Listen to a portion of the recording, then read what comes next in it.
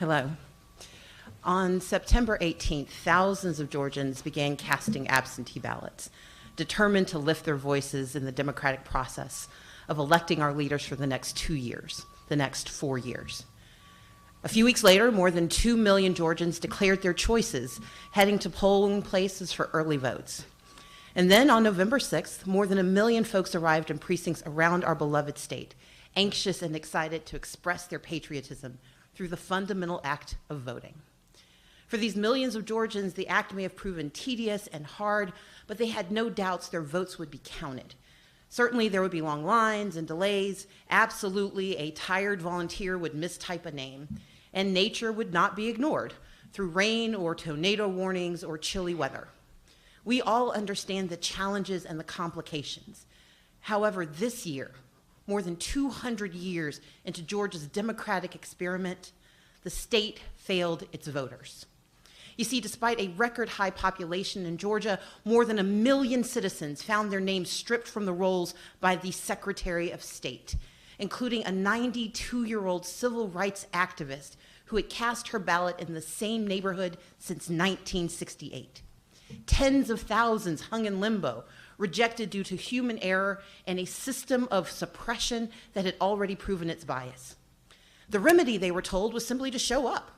Only they, like thousands of others, found polling places shut down, understaffed, ill-equipped, or simply unable to serve its basic function for lack of a power cord.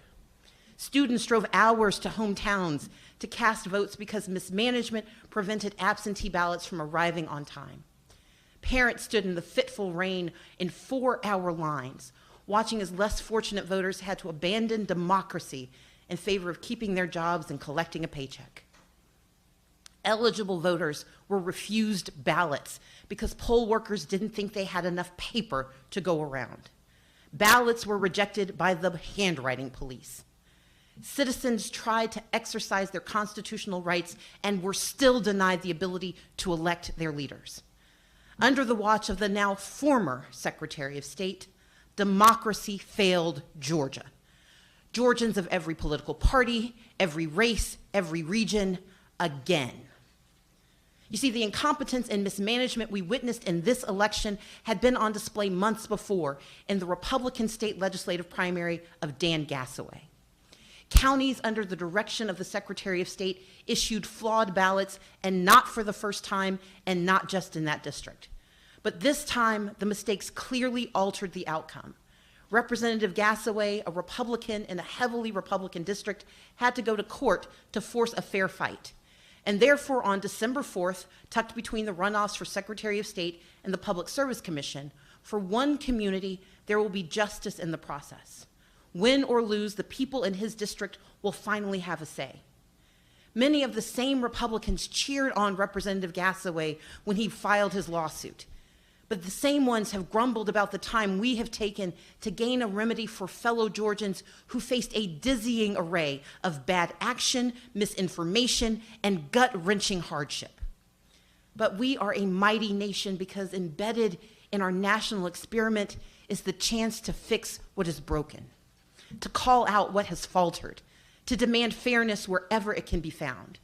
Which is why on election night, I declare that our fight to count every vote is not about me.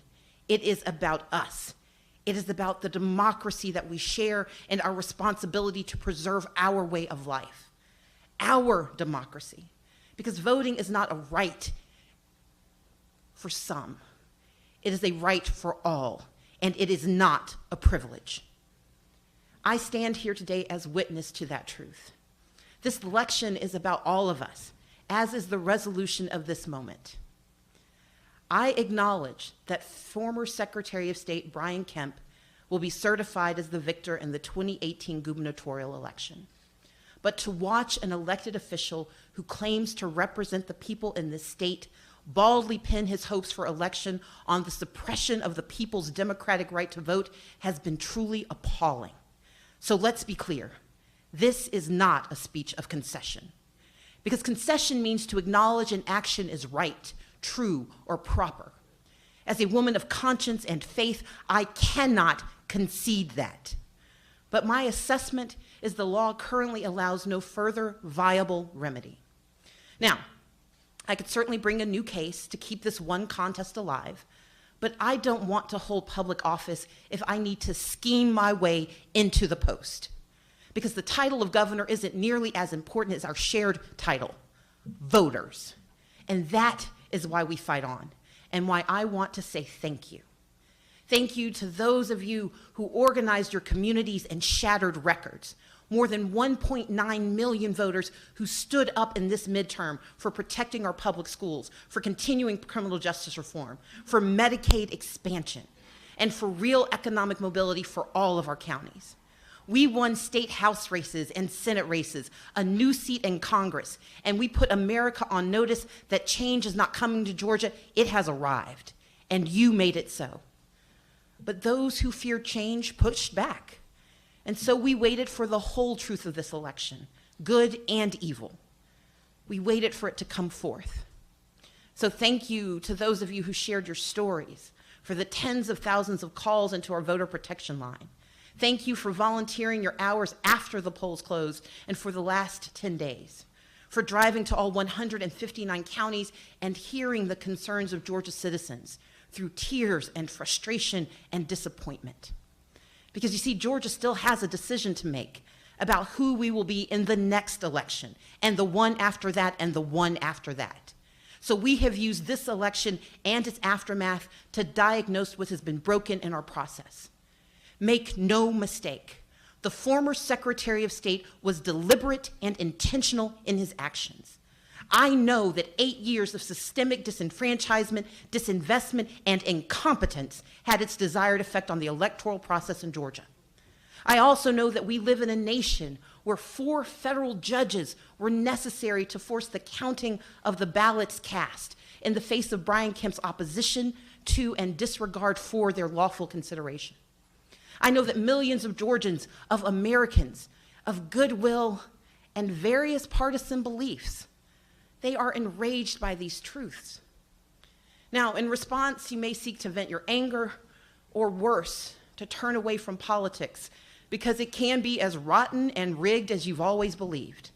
But I implore each of you not to give in to that anger or apathy, but instead turn to action. Because the antidote to injustice is progress. The cure to this malpractice is a fight for fairness in every election held, in every law passed, in every decision made. Pundits and hyper-partisans will hear my words as a rejection of the normal order. You see, I'm supposed to say nice things and accept my fate. They will complain that I should not use this moment to recap what was done wrong or to demand a remedy. You see, as a leader, I should be stoic in my outrage and silent in my rebuke. But stoicism is a luxury, and silence is a weapon for those who would quiet the voices of the people. And I will not concede, because the erosion of our democracy is not right. Regardless of party, we want what is best for our children, for our families, for our neighborhoods. We may not share the same faith, but we are knitted together by our belief in our potential for more. I will work in these coming weeks to elect John Barrow as our next Secretary of State, because he is a man of principle and goodwill who will administer his responsibilities for the people and not his party. I will work to elect Lindy Miller as our next Public Service Commissioner, where she will speak for those who have been ignored for too long.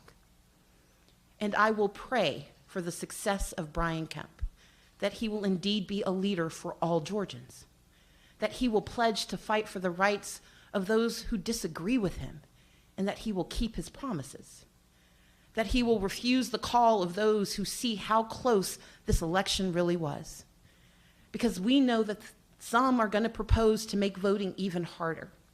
They see voter engagement in communities of color and they cry fraud, or they lie about the cost of democracy to justify closing more polling places.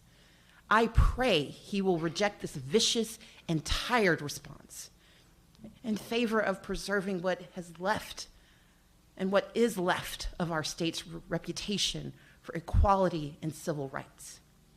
But I will not leave it to prayers alone. As I have for more than 25 years, I will stand with my fellow Georgians in pursuit of fairness. You see, I did so as a college student, speaking in the shadow of Abraham Lincoln and Martin Luther King Jr. at the 30th anniversary of the March on Washington. I did so as Democratic leader of the House of Representatives and as the Democratic nominee for governor of Georgia. And now I will do so as a private citizen, ready to continue to defend those whose choices were denied full expression. Today, I announce the launch of Fair Fight Georgia, an operation that will pursue accountability in Georgia's elections and integrity in the process of maintaining our voting rolls. In the coming days, we will be filing a major federal lawsuit against the state of Georgia for the gross mismanagement of this election and to protect future elections from unconstitutional actions. We will channel the work of the past several weeks into a strong legal demand for reform of our election systems in Georgia. And I will not waver in my commitment, a lived commitment, to work across party lines and across divisions to find a common purpose in protecting our democracy. Because we deserve a state that elects Democrats and Republicans and independents. We deserve a state that elects leaders who will not tolerate the erosion of our values. Fair Fight Georgia, because these votes are our voices, and we are entitled to our choices, each of us. And we have always been, Georgia, at the forefront of speaking truth to whatever power may lay claim to leadership, if only for a moment. And we will win because we are Georgia. And I promise you, we will get it done. Thank you. Hey, NBC News viewers, thanks for checking out our YouTube channel. Subscribe by clicking on that button down here and click on any of the videos over here to watch the latest interviews, show highlights, and digital exclusives. Thanks for watching.